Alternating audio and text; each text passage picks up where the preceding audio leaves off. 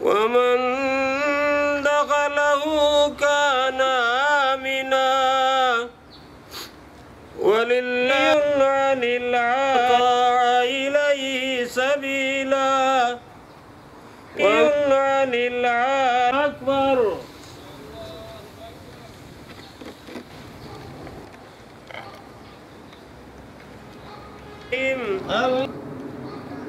غير المغضوب عليهم ولا الضالين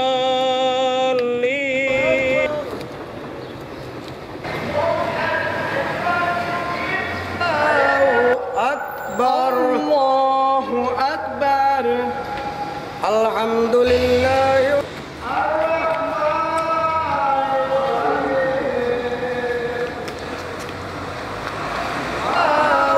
أكبر الله أكبر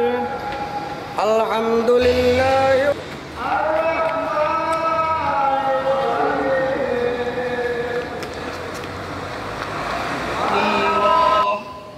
وبشر المؤمنين بأجرا كبيرا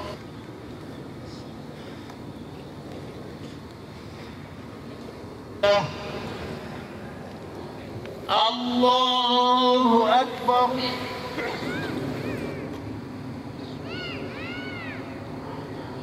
الله أكبر لا إله إلا الله والله أكبر الله أكبر لله الحمد الحمد لله الذي منح الإنسان قدرة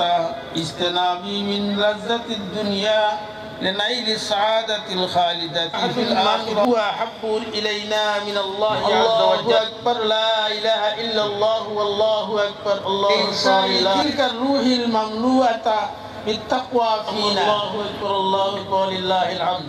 وعلينا أن نهتم ببعض الأمور الآتية التكبير من فجر اليوم التالي ومنها علينا أن نضحي أضاحينا بروح الذكرى للعزيمة التي يتذكر الحجاج ويضحون هداياهم بمنى ومنها وعلينا أن نخصص من اللحوم الأضاحي قدرا كافيا للفقراء والمساكين والجيران والأقرباء وأن نتمتعوا বলে আমরা সবাই ঈদের জমাতে হাজির হয়েছি মেহেরবানি করে আমাদের আজকের এই জামাতকে কবুল ফরমাও আল্লাহ সবাইকে মাফ করে দাও গো মাবুদ এত কষ্ট করে তোমার বান্দারা উপার্জন করেন তারপরেও তোমার ঘর তৈরির জন্য মহব্বতে তোমার ঘরটাকে দাঁড়া করাইছে মুহাম্মাদুর রাসূলুল্লাহ সাল্লাল্লাহু আলাইহি ওয়াসাল্লাম আমিন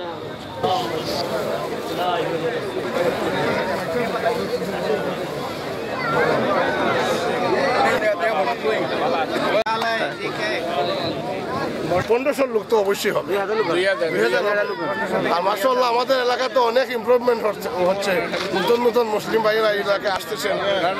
আর আমরা এখানে বিদেশে যদিও আসি দেশের কথা আমাদের অবশ্যই স্মরণ হয় বাংলাদেশের সবাইকে ঈদ মোবারক আর আমাদের সম্মানিত সব এলাকাবাসীর সাহায্য সহযোগিতা এই পর্যন্ত আমরা দেখেন প্রতি বছরই এই ঈদের জামাতটা এই মাঠে আমরা এই বছর এই বিশাল ঈদ জামাত আয়োজন করতে পেরেছি বলে আমরা সত্যি গর্বিত এবং আনন্দিত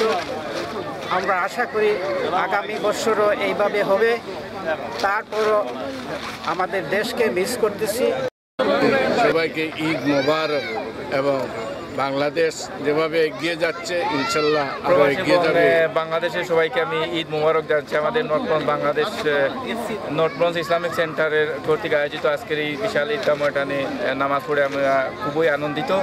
এবং দেশের যে আমাদের অনুভূতি এখানেই আমরা সেটা প্রকাশ করছি এবং আমাদের খুব ভালো লাগছে সবাই আনন্দিত সবাইকে ঈদ মোবারক আমরা বাংলাদেশের মতন উপভোগ করছি কেন এটা খুব খুব ভালোই লাগছে দেশের মতো আছি বনভর বাংলাদেশ হয়ে আছি আজ বাংলাদেশকে আমি মিস করতেছি বাংলাদেশের 16 কোটি মানুষকে ঈদের শুভেচ্ছা জানাচ্ছি এবং বাংলাদেশ সরকারকে ঈদের শুভেচ্ছা জানাচ্ছি জামে মসজিদ কর্তৃক আয়োজিত আজকের এই ওবেল পার্কের বিশাল ঈদ জামাতে ঈদের জামাত আদায় করে অত্যন্ত আনন্দিত তাই বিশ্বের সকল মুসলমান ভাই বোনদেরকে ঈদ মুবারক যে যেখানে ঈদ উদযাপন করছেন আমাদের পক্ষ থেকে সবাইকে ঈদের শুভেচ্ছা ঈদ মুবারক এবং বাংলাদেশের সকলকে ঈদ মুবারক যারা এই প্রোগ্রামটা দেখছেন, আমি সবাইকে ঈদের শুভেচ্ছা জানাচ্ছি। আমরা বিগত 3 বছর যাওয়াত এখানে ঈদের জমাত আদায় করার কারণে প্রতি বছরই আমরা প্রতি জমাতে নতুন নতুন ভাইদেরকে বিভিন্ন জায়গা থেকে আসতে দেখছি এবং আজকে বোঝা যাচ্ছে যে পুরা মাঠটা ঈদের নামাজ মাঠে আদায় করার সুন্নত এবং সেই সুন্নত আদায়ের জন্যই অনেক ভাই বিভিন্ন কমিউনিটি থেকে আমাদের সাথে আজকে ঈদের জমাতে শরীক হয়েছে। আমরা ওনাদেরকে আন্তরিকভাবে অনেক অনেক অভিনন্দন জানাইলাম